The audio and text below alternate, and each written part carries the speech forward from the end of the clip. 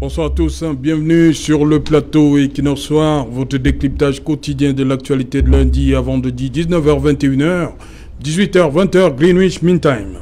Paul Chouta, Emmanuel Mbok, Matip, Amadou Vamouke, quelques journalistes en délicatesse avec la justice camerounaise.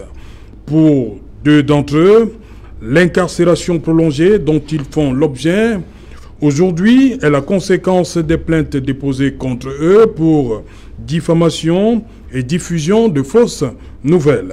En prison depuis mai 2019 pour Paul Chouta et août 2020 pour Emmanuel Mbok Matip, soit respectivement 23 et 8 mois pour les deux journalistes. Pour l'un ou l'autre cas, la peine maximum encourue est largement dépassée pour les charges retenues contre eux. Autre tableau, c'est celui des Camerounais arrêtés à l'occasion des marches du 22 septembre 2020. Près de 124 personnes poursuivies devant le tribunal militaire pour manifestation illégale et rébellion. Voilà, monsieur, tout à l'heure à 20h, c'est la grande édition d'information présentée par Cédric Nouffelé tout de suite après le débrief du journal.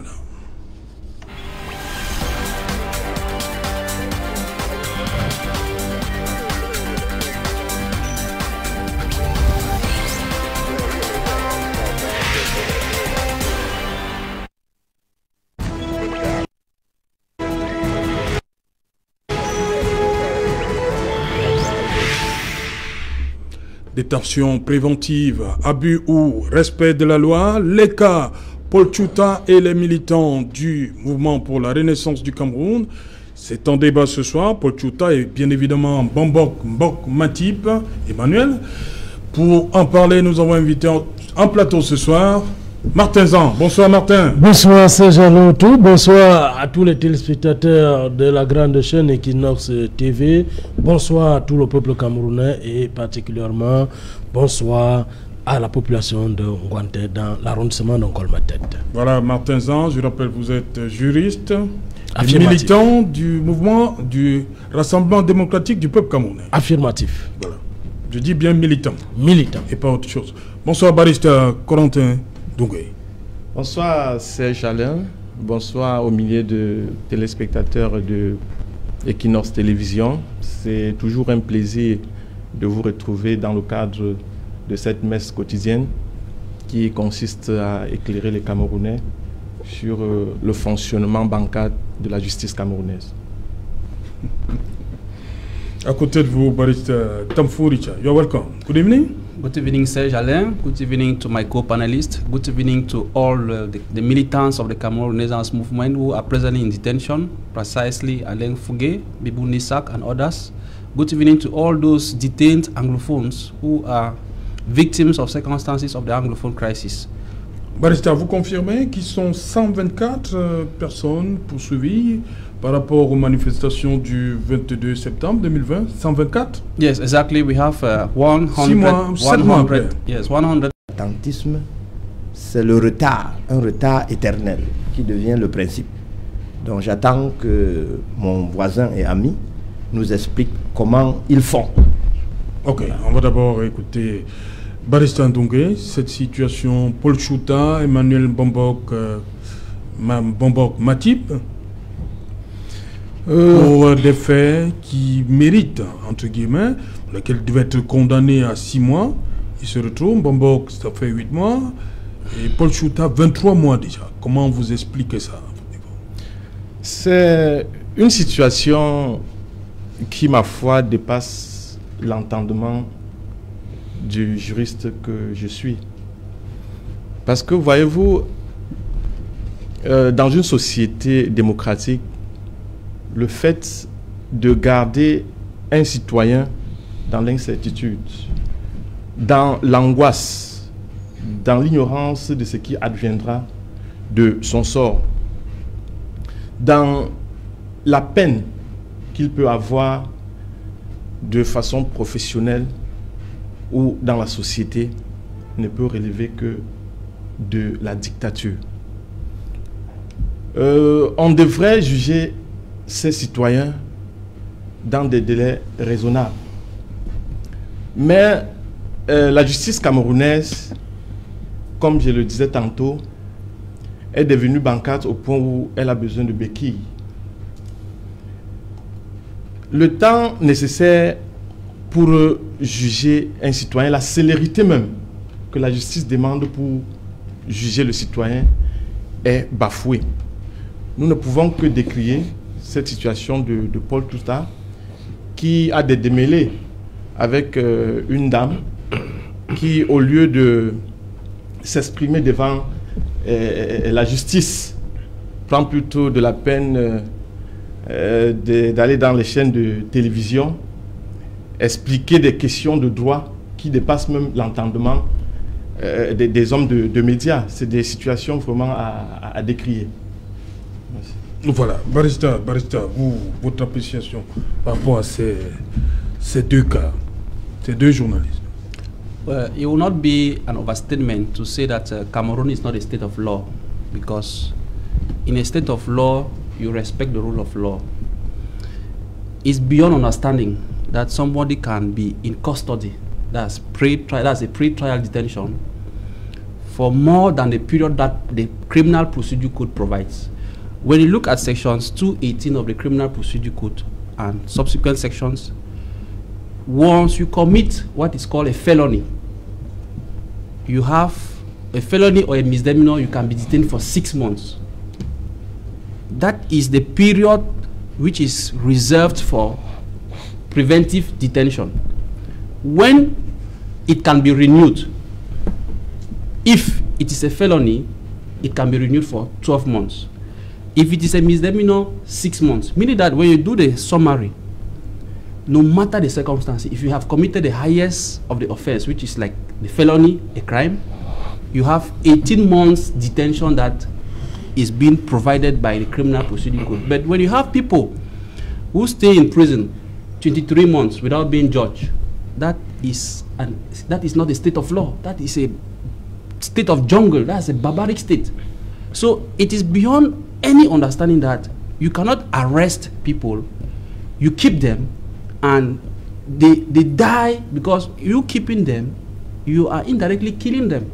Our justice system should not be seen as an instrument of death. What is the essence of you keeping people in detention where you cannot judge them? You have cases of people who have been in prison for 5 years awaiting trial. Our prisons were built to accommodate some numbers. For example, the New Belt prison, 800 inmates. But today, go there and count, there are more than 7,000. The prisons are saturated. Taking the precise case of Paul Touta, everybody knows it is clean, it is seen in the eyes that Paul Touta is there because there is a settlement of cause with his opponent. The opponent has never presented itself to court. Voilà. So the state prosecutor, who is the one that prosecutes, was supposed to have all the evidence or exhibits in his keeping, so that even if the civil party does not come to court, it doesn't stop the court from moving. But we have seen that our justice system, instead of rendering justice to people, it instead tends to kill its citizens, because people stay in detention for so long, they come out in the kind of state we saw Professor Gervais Mendoza. So that is not a state of law. We have the best code, the code that we are using today came to harmonize two systems, and this system of the code is what they call the accusatorial system, where you are presumed innocent until proven guilty. So those people who are on pre-trial detention are still presumed innocent until they have been tried and proven before the court. So if you want to make them to serve a sentence, judge them under reasonable time, as fast as possible. It is beyond understanding that somebody will be in detention for 23 months without being tried. It is already above the code. And bet you, if you even introduce a procedure on habeas corpus, it will be rejected. So we live in a system where at times you, the practicing lawyer, you are in a confused state because you don't even know what to tell your client. You are lost in all what is happening. So our justice system is as if it's being controlled by the executive. You don't really see the independence of judges. Judges are not independent to decide over cases. They do everything to frustrate you, the lawyers. They do everything to frustrate the litigant. And at the end of the day, you keep to wonder whether is Cameroon really having a justice system? The answer would be no. Voilà, Martin Zan, voilà deux cas, hein, Paul Chouta et Mbambok, Emmanuel Mbambok Matip. Une minute. Ils sont en prison aujourd'hui pour diffamation. On sait que la peine maximale, c'est 6 mois. Comme disait Barista Tamfo tout à l'heure, est-ce que vous voyez à travers cette situation la mainmise de l'exécutif qui empêche que la justice soit véritablement rendue pour ces deux? Comment comprendre que ces deux-là se retrouvent en prison alors que la peine est largement dépassée, la peine maximum? S'ils sont toujours retenus, sûrement il y a quelque chose, et on a trouvé des choses peut-être qui vont les retenir en prison, en captivité. Mais j'aimerais aussi dire, M. Sejalin, que nous avons le principe de la séparation des pouvoirs. Il y a l'exécutif, il y a le législatif et il y a le judiciaire. Dans notre pays, c'est même des affaires pendantes qui ne méritent pas d'être commentées sur le plateau de télévision. Mais comme le cas est posé, nous devons donc comprendre que ce n'est pas le RDPC qui gère la justice. Ce n'est pas la main de l'exécutif. Le RDPC a élu son chef de l'État et nous avons le principe de la séparation des pouvoirs. Nous laissons donc l'opportunité au pouvoir judiciaire de traiter de l'affaire Paul Chouta contre Calix Beyala contre Paul Chouta et Mbambok Matip. Bon, si je disais donc tantôt que si les deux sont encore retenus, ça veut dire qu'on a trouvé autre chose. On ne peut pas les retenir pour rien. Et la loi, d'après la loi, si vous mettez plus de temps en prison, le chef de l'État a créé un organe qui s'occupe, n'est-ce pas, de la réparation. Donc, ils peuvent toujours aller rester dans cet organe, dans cette institution, et la réparation sera faite. Le chef de l'État a prévu tout, dans la mesure où il y aura peut-être des abus. Moi, je ne dis pas qu'il y en a, mais je dis, dans la mesure où il y aura des abus, le chef de l'État a créé une institution qui règle ce problème, et on se fait, n'est-ce pas, on repart le dommage qui a été causé par l'institution judiciaire. Voilà. Maître Ngefak, 26 audiences déjà pour Paul Chouta, c'est énorme. En 23 mois. Serge Alain, quel est le délai raisonnable pour juger un détenu au Cameroun? Est-ce que c'est 2 ans? Est-ce que c'est 9 ans dans le cas de la procédure de Zakaïs Fondjindam? Est-ce la mort, comme dans le cas du dossier de Feu Mendozé? Tout ça... Enfin, c'est pas éteint, hein, pour Mendozé. On rendez-vous le 11 mai, je crois. Mais non. Avant sa mort, il avait dit qu'il acquiesçait ses 20 ans d'emprisonnement. Non, je dis que ça continue. Là. Il y a une la justice le 11 mai. La justice a pris tout son temps pour lui donner acte de son acquiescement. C'est-à-dire, il dit même « je reconnais ». Même pour s'asseoir et dire « il a dit je reconnais », la justice a pris tout son temps jusqu'à ce que mort s'en suive. Alors là se pose donc, au regard de ces 3 petits cas, la notion de délai raisonnable vue par la justice, l'institution judiciaire encensée par le parti RDPC qui gère tout. C'est de cela. Comment est-ce que le RDPC... que c'est le RDPC qui juge maintenant dans les tribunaux, maître? Dites-moi que c'est le RDPC qui juge dans les tribunaux maintenant. Ce qui est d'ailleurs faux. C'est faux, vous le savez. Vous ne pouvez pas dire ça. Et il y a la séparation des pouvoirs.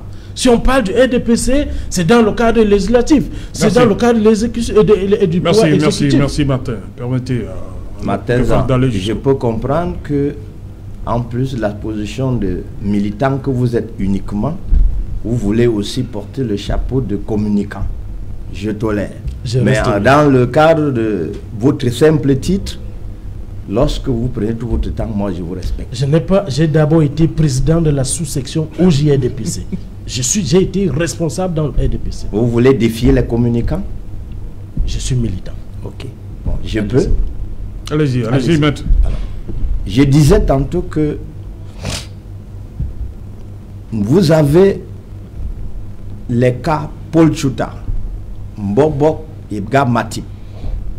Vous avez le cas Fonjindam. Vous avez le cas de Feu Mendoza qui devaient être ou qui doivent être jugés dans un délai raisonnable. Le premier cas, même s'il faut les condamner à la peine maximale, le délai est passé il y a longtemps. Voilà. Qu'est-ce que la justice attend?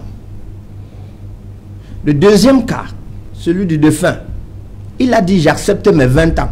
Même pour venir s'asseoir, alors que plus personne ne peut lui dire on te contraint, tu as acquiescé. Même pour venir s'asseoir et dire on accepte, on a attendu jusqu'à sa mort.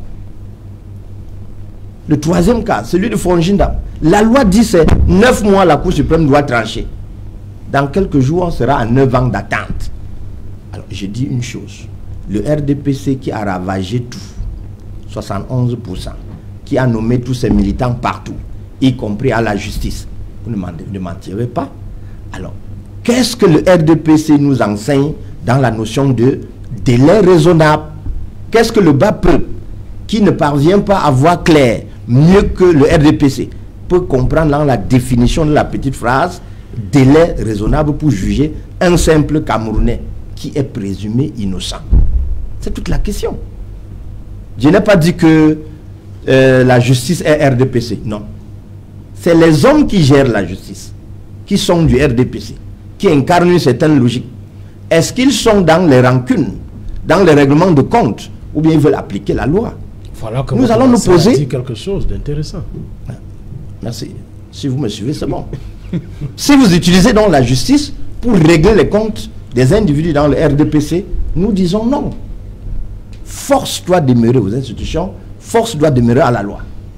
Et non à la rancune, et non à la haine, et non à la jalousie des individus qui ont presque tout, mais qui ne sont jamais satisfaits. Il s'agit de cela dans le RDPC. Vous avez tout, mais vous êtes toujours haineux. Il vous manque toujours quelque chose. Pourquoi priver Paul Chouta de toute sa liberté alors que la loi a dit stop? Qu'est-ce que vous voulez faire, messieurs du RDPC? Pourquoi vous refusez de juger monsieur Fonjindam depuis 9 mois? Pourquoi n'avoir pas sanctionné la demande de désistement de Feu Mendoza aussitôt que ça avait été introduit, jusqu'à ce que mort s'en suive et que des médias plus huppés RDPC nous développent un mensonge inutile? Cessez de mentir au peuple. Cessez de mentir au peuple. Il s'agit de cela, Martin. Voilà, Barrister Ndoungé, cette situation, qu'est-ce qui peut se passer aujourd'hui? Qu'est-ce qu'on peut attendre de ces différents procès, alors que les délais les peines sont largement dépassées pour les deux journalistes, Mbobok et Paul Chouta? On peut s'attendre à quoi dans les jours à venir? Oui, Serge Alain, mon estimé confrère, maître Nguefat, a signalé tout à l'heure la question du délai raisonnable. Oui. Quand le délai en justice n'est pas raisonnable, on se retrouve dans la dictature. C'est ce cas de figure que nous sommes en train de vivre aujourd'hui. Dictature, c'est-à-dire que l'exécutif... comment comprendre que le judiciaire se comporte de la sorte? Est-ce qu'il n'y a pas une main de l'exécutif qui vient influencer le judiciaire?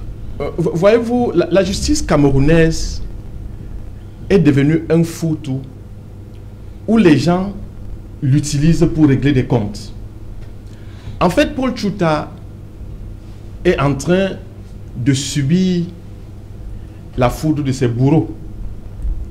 C'est un adversaire politique. Vous allez remarquer qu'avant qu'il ne soit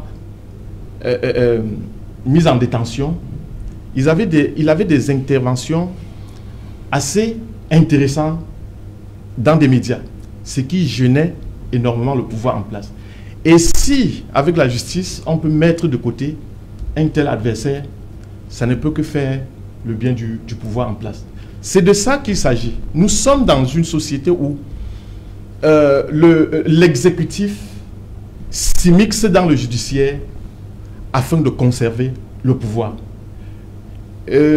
Avec généralement des thèmes assez pompeux, parce que je me souviens, en octobre 2012, quand le ministre de la Justice, garde des Sceaux, lors de la cérémonie inaugurale du tribunal criminel spécial, disait et rappelait au président des juridictions qu'on ne saurait avoir dans un système judiciaire de renvoi et de renvoi parce que ça n'honore pas la justice camerounaise. Mais voyez-vous, on se retrouve dans ce cas de figure. C'est l'occasion pour nous de sensibiliser tous ceux qui interviennent dans la chaîne de justice, y compris les magistrats, les avocats, les huissiers. Mais là, le ministre, c'est la bonne foi du ministre. Qu'est-ce qu'il peut sanctionner ce qui empêche d'atteindre cet idéal-là? Rappelons-le ici. Qu'est-ce qu'il doit faire dans ce cas-là, le ministre, le garde des Sceaux? La véritable difficulté, empêcher ces renvois-là. Parce que là, pour le cas Paul Chouta, nous sommes à 26 déjà. 26 renvois. La véritable difficulté, Serge Alain, c'est que nous sommes dans une justice aux ordres. Le ministre lui-même, qui donne des directives relativement à la justice camerounaise, il n'a pas les mains libres. Et nous l'avons signalé tantôt qu'il est question ici d'éliminer des adversaires politiques. Quel est le poids politique de Paul Chouta? Il n'a aucun poids politique. Vous devez le savoir. Sous-estimer le poids politique de Paul Chouta, il n'est même pas porteur. C'est me poser la question de savoir quel est le pouvoir des médias. Il n'est pas. C'est le troisième pouvoir. Il n'est pas porteur. Qui le suit? Personne ne le suit. Il invective à travers des micros, c'est un blogueur. Mais on sait qu'il n'est pas porteur. La loi dit c'est 6 mois, Martin Zan. Oui, sauf que sûrement on lui reproche autre chose. Mais sûrement c'est quoi? Qu'est-ce qu'on lui reproche? C'est le secret de la justice. Et je ne représente pas la justice ici pour dévoiler. Voilà. Oui, allez-y, barista Doumbé. Oui, j'étais donc en train de chuter Serge Alain en précisant que nous devons convoquer toute la chaîne de justice camerounaise, y compris les magistrats, les huissiers, les greffiers, en donnant un traitement assez adéquat, un traitement raisonnable à tous ceux qui interviennent dans cette jeune, si nous voulons avoir une justice décente dans notre pays. Ok. Barista Tamfou, parlons de ce 22 septembre. C'est un dossier que vous connaissez bien. Voilà, vous avez un problème, le fait que ces personnes soient jugées devant le tribunal militaire. Yes, a very serious problem because we are baffling over our public liberties. The laws in 1990, which we fought vehemently to really have them, we are seeing that every day they are being tampered upon. You cannot understand how possible people will go out publicly to air an opinion, to manifest because they don't want something. On the contrary, instead of... Mais le pouvoir a dit qu'il avait la manifestation était interdite. No, that is the On a vu les sorties du ministre de l'AT, les sorties et des gouverneurs de l'Ouest, du littoral et du centre. No, c'est 3 gouverneurs. That is the interpretation of the executive. Oui. When you take that law of 1990 on public manifestation and read it, we have had repeated occasions on this your panel to explain the law. You make a declaration. When I declare, I inform you and I go carry on my activity. If you think if you think that public order will be disturbed, you redirect me on where to go and carry on the manifestations. We have explained that repeatedly. So all the acts which the governors were taken and all the like, they were taken arbitrarily and it was illegal. So people who have manifested an opinion, why do you try them into the military court? Why don't you try them before civilian court? Just to tell you that the executive infringes upon the powers of the judiciary. So it's the executive that dictates to the judiciary what to do. And we have seen the repression of opposition political parties like the Cameroon Renaissance Movement, where each time they want to exercise their political activities, they have the repression of the ruling CPDM. So that is it. What can explain the fact that civilians who go out to manifest without any arm, because they were not carrying guns, free manifestation, and when you arrest them, instead of bringing them before civilian court, you bring them before military court. So the executive has used the military court to settle its political score, and that is the truth. That is why today you can decry Anglophones today who were arrested because of the Anglophone crisis. They are all tried before the military court, whereas you even have military courts in the various head towns. Tout le monde va à Yaoundé. Yes, but everybody is being deported to Yaoundé. So this is just to tell you that the executive, headed by Mr. Biya, who has been there for close to 40 years, has been using that instrument, the judiciary, to kill his political opponents. That is the truth. And we will only continue to cry here every day that our justice is poor. There is need to revise the judicial system of Cameroon. The problem are not the laws. The problem is to revise the whole system. You cannot have a judiciary which, when they want to sit, when the higher judicial council is sitting, it is being headed by the head of state. That is the head of the executive. Do you think that the magistrate that is appointing, magistrates are being appointed by the head of the executive? You think that they will obviously submit themselves to him? You think that the head of the executive will not appoint you a magistrate, and you think that you'll be independent? No, you always pay allegiance to him. So we have to revise the whole chain of the judicial system. How do you explain that there is an offense? Qui devrait les nommer dans les magistrats? No, they have in other countries. We have seen in other countries where we have the first president of the Supreme Court, for example. They could assign that task to him. He knows he could manage. Lui-même arrive là-bas comment? Qui le nomme? He too. No, in other countries they make proposals. Oui. People propose. Oui. It goes to the parliament. They even vote before it is now being approved. We have seen how it happens. But in Cameroon here, when the president wants to appoint the heads of those jurisdictions, he doesn't consult anybody. He appoints at his liking, and those people always pay allegiance to him. We want to even look. Some of those magistrates are even politicians. They are members of his political party. Barista. No, we saw that during the Constitutional Barista Council. Tamfou, bon, disons que ça passe par l'Assemblée, avec prenons le cas actuel, hein, une Assemblée largement dominée par le RDPC, et si le vote doit passer par là, vous croyez que celui qui va arriver à la tête de la justice ne sera pas influencé par ceux-là qui l'ont amené à ce poste? Exactly. First of all, if our legislative assembly, we first of all know how people are being voted. Voilà. People are not being elected. People are being appointed. So it all starts from there. Oui. Yes. Our legislative assembly, people are being appointed. So obviously, if the majority is on their side, obviously they will dictate the judiciary. It's but normal. So, but we have to rethink our judiciary. Magistrates who give frivolous adjournments and continue to keep people in detention should be sanctioned. Ok. Voilà, Martin Zan, 124 personnes arrêtées avant même le 22 septembre, ce même jour et après. Oui, après, mais aujourd'hui, ces personnes-là, ça fait 7 mois, elles sont encore détenues. Elles sont poursuivies devant le tribunal militaire pour manifestation illégale et rébellion. Oui, rébellion, manifestation illégale, insurrection. Nous devons d'abord dire que les articles 307 qui, n'est-ce pas, répriment, non, là c'est pour l'injure, je me suis trompé, la disposition de la loi numéro 2014/028 du 23 décembre 2014 et autres actes de terrorisme ou d'appel à l'insurrection. Tout cela et le code pénal, c'est le fruit du leader politique de ceux qui ont été arrêtés. C'est son cabinet Brantros qui a fait ce code pénal. Lorsque en 2008, nous sommes allés à l'Assemblée nationale, la personne qui a joué le rôle de reporter de la loi qui condamne les civils dans les tribunaux militaires s'appelle Maurice Kamto. Ce sont ces militants qui ont été pris pour insurrection le 22 septembre.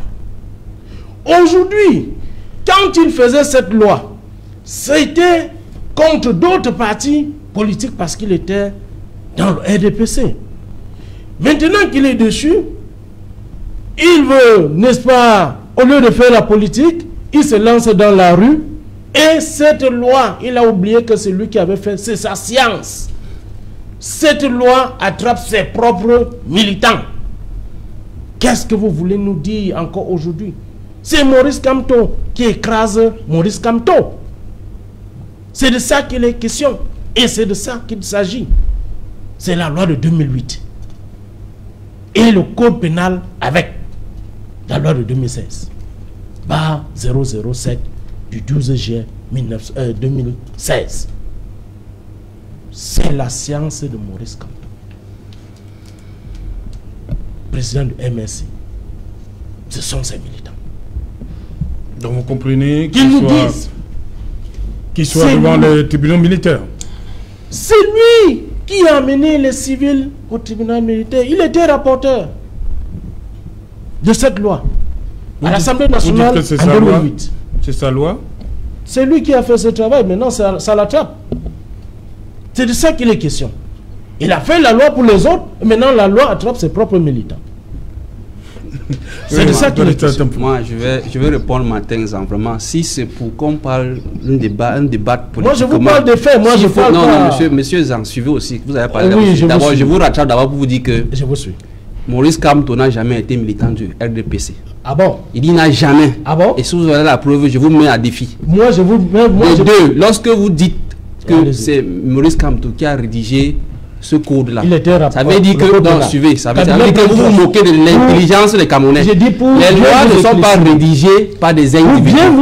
Celui qui a fait le code pénal, c'est le cabinet Brandros. Je dis, donc c'est tenu par Maurice Kamto. Maurice Kamto qui a rédigé le code. C'est ce que vous voulez faire comprendre aux Camerounais? Oui. Ah, n'est-ce pas? Oui, oui. Les lois ne sont avec son cabinet Brandros. Les lois ne sont plus votées. Cette loi a été votée à l'Assemblée nationale. Ça a été voté.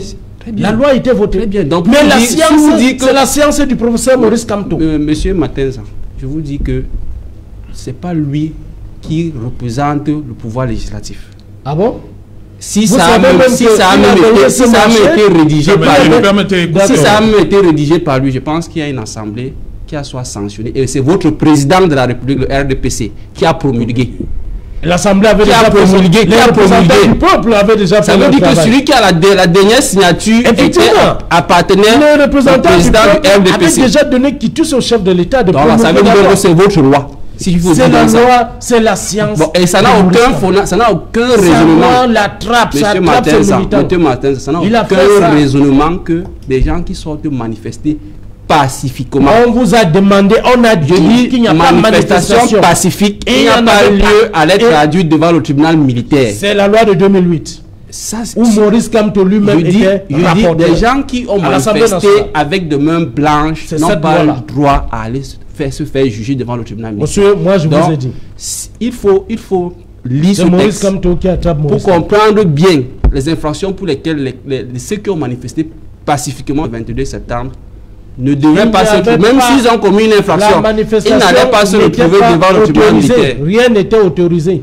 Ils ont bravé les instructions, ils ont bravé la loi camerounaise, ils ont bravé, n'est-ce pas, toutes les mesures qui avaient été prises pour, n'est-ce pas, sécuriser la population camerounaise.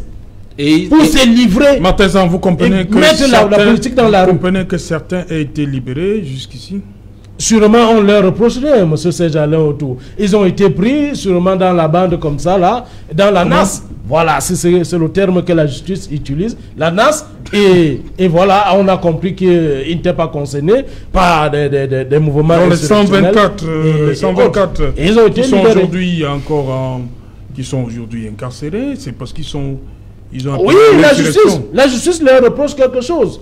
On a des preuves. On les retient.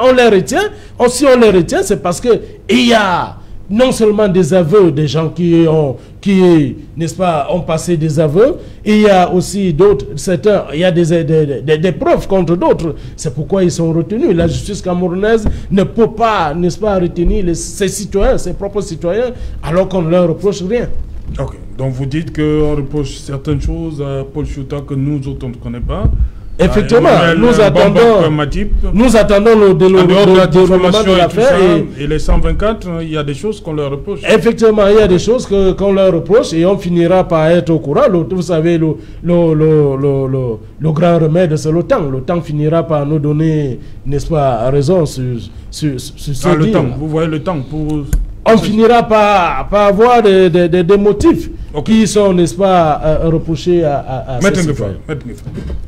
Serge Alain, j'ai écouté avec beaucoup d'intérêt mon voisin, mon ami Martin Zan. Il justifie pourquoi certains communicants du RDPC ont eu peur de ce plateau et ils ont fui. Parce qu'avec ces arguments, je crois que cela ne ferait pas mieux.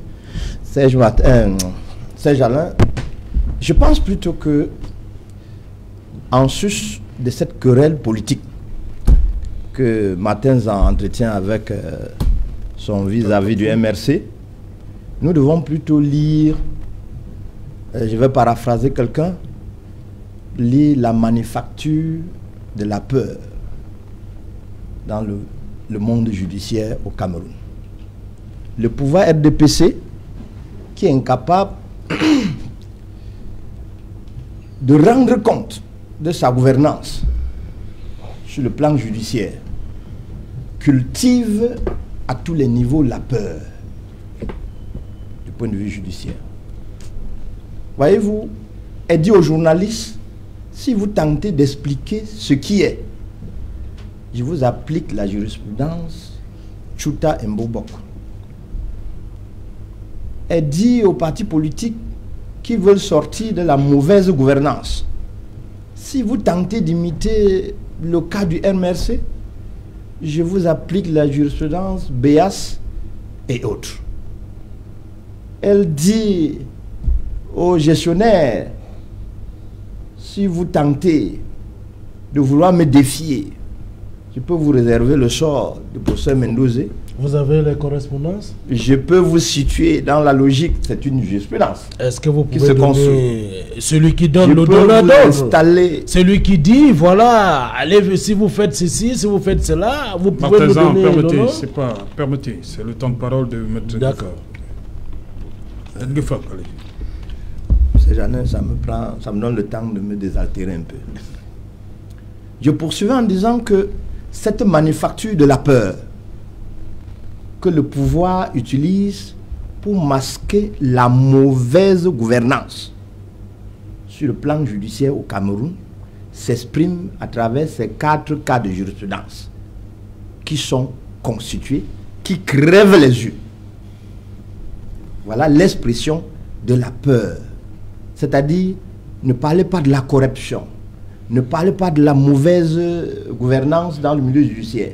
Si vous essayez, j'utilise ce pouvoir-là pour vous placer dans l'un de ces cas. Et chacun se regarde. J'ai peur.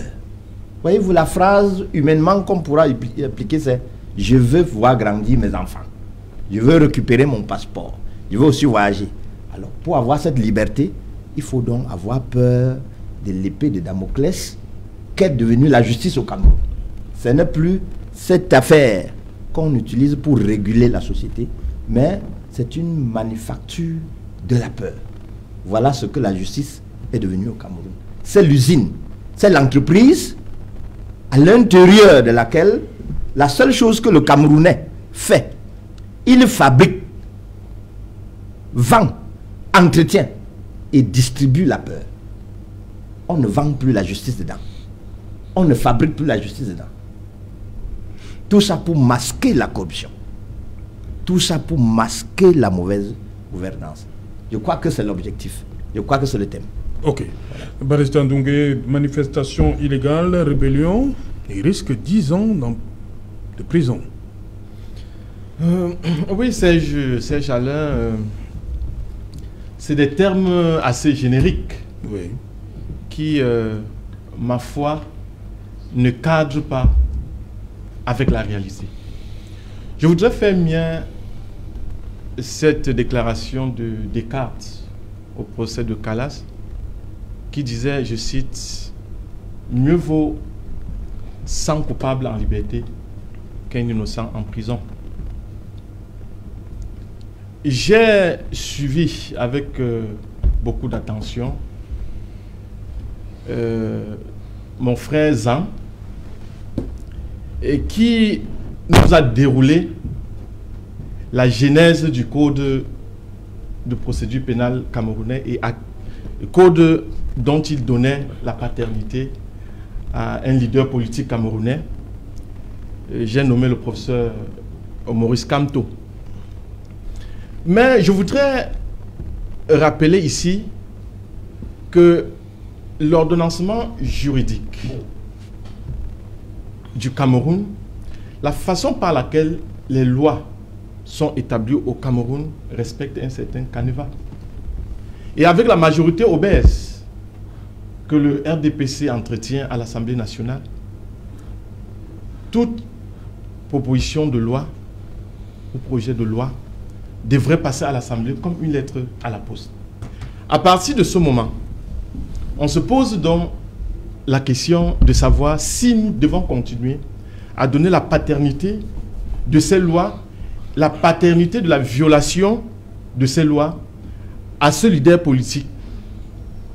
Vous avez parlé tout à l'heure de Olivier Boubou-Nissak, de Alain Fogueté, qui sont des 10 militants de ce parti politique, le MRC, et dont, pendant le règne de la terreur que nous avons au pays actuellement, il y a une volonté cachée du pouvoir en place de les embasiller, de multiplier des procédures pour les empêcher d'exprimer leurs droits fondamentaux, le droit à la parole, le droit de marcher.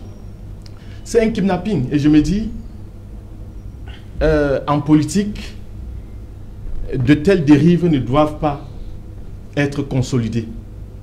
Je voudrais donc dire ici qu'une justice appliquée avec beaucoup de rigueur peut devenir injustice. Et c'est ce que nous vivons à l'heure actuelle au Cameroun. Voilà, Barista Tampou, est-ce que c'est un message comme ça qu'on essaye de faire passer dans l'opinion? Vous m'avez dit qu'il risque 10 ans d'emprisonnement ferme pour ceux-là qui sont traduits devant les tribunaux militaires, et le cas Paul Chouta et les autres, qui ont largement dépassé la peine maximum.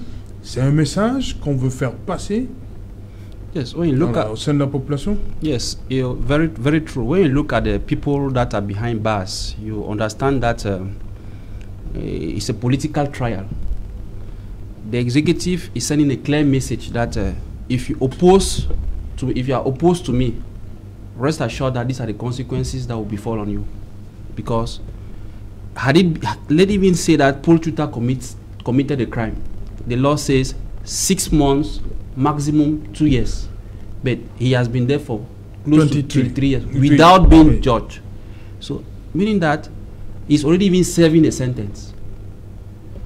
For the other cases of people who have peacefully expressed a political opinion are before a military court for a crime, not even a civilian court.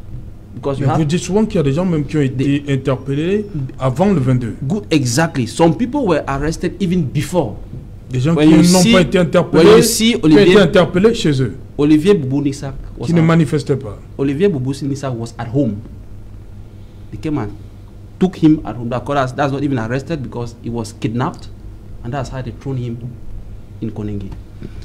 Professor Alain Fogué heard that Professor Maurice Kamto, who is his president, was having some challenges. He went to go and see. On the way, he has not even reached there. On the way to the scene, he was arrested. So just as a message that the executive is using the judiciary to send to its political opponent that be aware that if you dare to oppose me, this is how I'm going to treat you, because those people did not commit any offense. Government has been keeping them for this long period without having any evidence against them, but still yet is unable to release them. You arrested people that maybe you saw that they were planning to go against the elections that were coming. Now the elections have passed. Why are you still arresting them? Is it not time enough to release them? So the executive, you continue to maintain them in detention because you want to continue to instill that fear so that other people who want to express political opinions should understand that if we try to follow the steps of the Cameroon Renaissance movement, this is what is going to befall on us. And the message is clear to everybody. When you look at Paul Tuta, he's a journalist. He's sending the same clear message. You look at militants of the Cameroon Renaissance movement, sending the same clear message. When you look at people who embezzle state funds, the message is clear that is the judiciary today is being used by the executive to punish or to fight against political opponents. Voilà, Martin Zan, le professeur Maurice Kamto, qui faisait l'objet, il y avait une ceinture autour de son domicile. Hein. Il a été, on va le dire comme ça, libéré au lendemain des régionales. Mais comment comprendre que les militants et sympathisants du MRC se retrouvent encore en prison? Alors que le leader, lui, il n'a pas de problème. Oui, monsieur Serge Alantou, il faudrait d'abord qu'on dise aux Camerounais que le professeur Maurice Kamto n'avait pas fait l'objet d'une arrestation. Les forces de l'ordre étaient juste devant son domicile, assurer la sécurité des populations. Les populations étaient chez lui? Donc, on n'était pas là, il n'était pas incarcéré. Il était comment? Si on est incarcéré, il y a la maison d'arrêt. On a parlé d'une ceinture de sécurité autour de... Voilà. C'était pour le quartier, c'était pas pour lui. C'était pour le quartier? Le quartier, comme on a... Mais pourquoi on a donc levé? Dans tous les... Oui, il y a des stations pour surveiller, pour la sécurité des populations. Dès lors qu'on a une information suspecte quelque part, on va dans le coin. Mais dès que le calme, dès que tout revient à la normale, n'est-ce pas, et les forces de l'ordre se dispersent pour, n'est-ce pas, aller ailleurs. Mais pour ce qui concerne... Il était libre d'aller et venir? Le professeur Maurice Kamto, on l'a vu même hors de son portail. On l'a vu. Il y a plusieurs photos. Les femmes sont même allées travailler chez lui. On a vu des femmes travailler, on a vu des femmes marcher nues. Ce qu'on n'a jamais vu au pays. Dans ce pays, c'est de la politique dans la rue. Moi, je ne comprends pas ça. Comment on a pu, un professeur, un éminent professeur, moi-même j'ai lu ses œuvres, comment il peut jeter la politique dans la rue au point où les femmes marchent nues? Nous-mêmes, nous connaissons la symbolique de la nudité d'une femme âgée en Afrique. Il a demandé aux femmes de marcher nues. S'il n'était pas intervenu, s'il n'a pas fait de sortie pour condamner cela, alors il était de concert avec ces femmes. Là, c'est clair. Jusqu'à aujourd'hui, il n'a jamais fait de sortie. Vous savez au moins pourquoi ces femmes-là se sont dénudées? Elles se sont dénudées, ces alentours, parce qu'elles faisaient des revendications. Elles avaient des revendications. Les revendications, elles ne se font pas dans la rue. Ce n'est pas la politique des bénétariats. Il faudrait que les gens, que la population comprenne. Faire la politique, c'est un art. C'est un art. C'est pour un club élitiste. Qu'est-ce qu'elle réclame? Ce n'est pas se dénuder et aller dans des bouilletariats, faire des revendications, alors que les revendications se font dans des instances connues, comme l'Assemblée nationale. Merci, on revient en plein journal. Dans un instant, Cédric Nouffelé, mais avant, une page de pub. Alors, nous étions à New York et nous avons montré comment nous dansons chez nous.